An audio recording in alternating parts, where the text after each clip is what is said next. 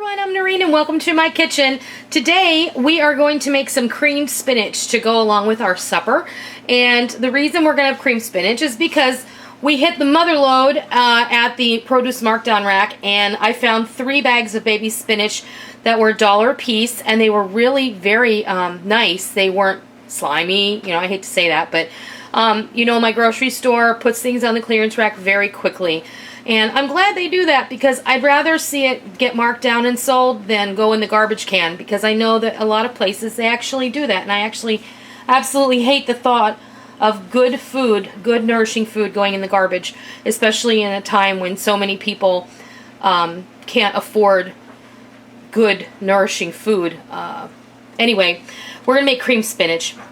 And in order to do that, I have taken those, I know this is ridiculous, right? This is 3 1-pound bags of baby spinach that I just wilted down with a little bit of olive oil in my skillet, and then I squeezed them through a flour sack towel to get the majority of the water out of them. You have to do that because you don't want any residual liquid from the spinach any more than necessary going into your cream spinach. So what we're going to do now, I also have a half of a large sweet onion that I have finely chopped. I have about 4 cloves of garlic, half a cup of Parmesan cheese, 2 tablespoons of butter, and we're going to use about a cup of cream.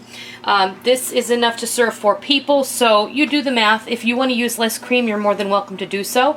There really is no substitute for cream in this recipe. It is creamed spinach. So if you are trying to avoid cream or you have dairy allergy, you might want to come up with some other option. I know that you can do things other ways, but I'm not doing that today. So let's take this butter over to the stove, and we're going to get started on building this dish over there. Get started. I have melted my 2 tablespoons of butter.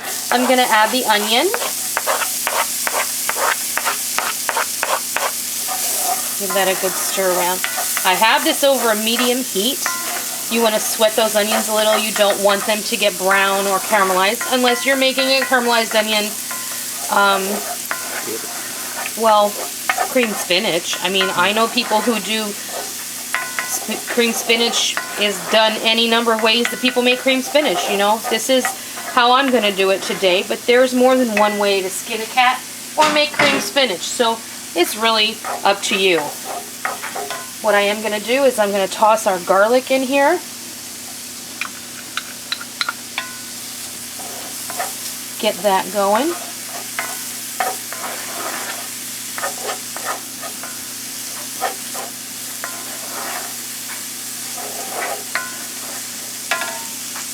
I'm going to salt and pepper this as well.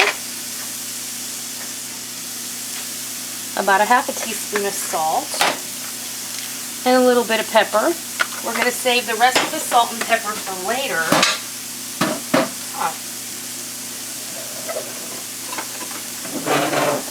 I need the nutmeg, sweetheart, on the spice rack. It's right there.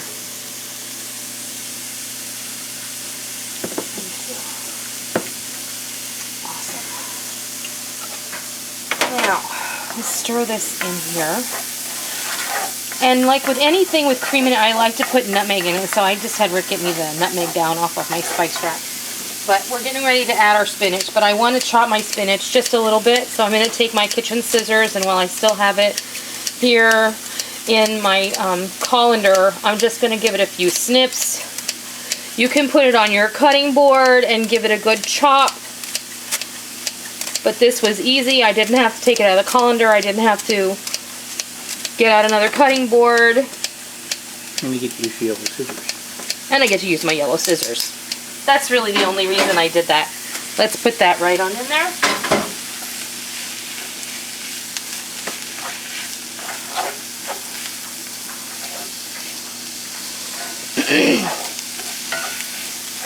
I know it looks like next to no spinach. I promise it was 3 bags. I can take the bags out and show you.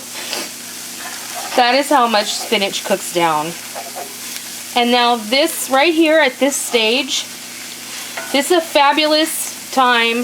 If you want to make this into a frittata, you can add some scrambled eggs in here, and then you can cook it a little bit and then put it in the oven, and then you'll have a really lovely spinach frittata. My mom used to make spinach and eggs like that when I was growing up, and they're delicious. They're really delicious. I'll have to do that for you guys sometime.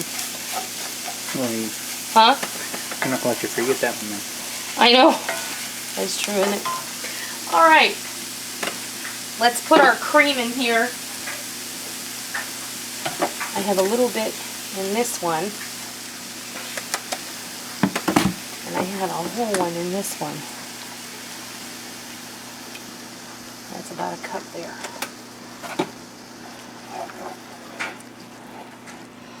And I love creamed spinach. I have loved creamed spinach since I was a kid. Now, you know, creamed spinach is like, you get it when you go to the steakhouse. And what we're going to do is we're going to let this reduce a little bit. But before we do that, I'm going to sprinkle in a little nutmeg.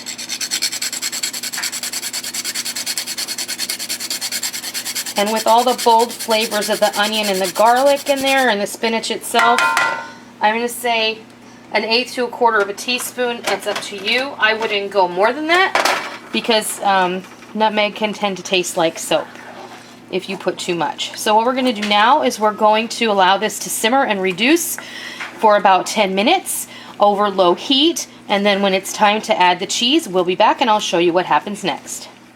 Okay, we have reduced our cream, and now we're going to add our Parmesan cheese. So that's a half a cup of parm. And this is optional. You don't have to add it. My mom always added parm to hers, and I happen to like it. It also tightens up the cream sauce just a little.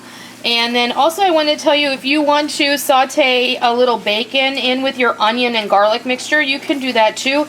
That's a lovely combination. Like I said, there are a lot of different ways you can make creamed spinach. And this is just one of them.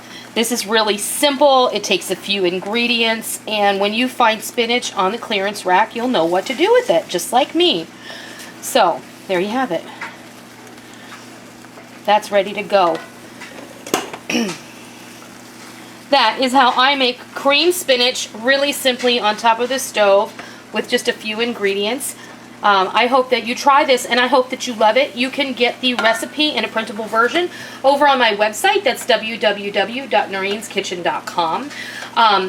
And if you liked what you saw, please make sure that you give me a thumbs up and leave a comment and let me know how you like the video. Also, if you are not subscribed, be sure to hit that subscribe button so you do not miss 1 minute of all the fun we have here in our kitchen.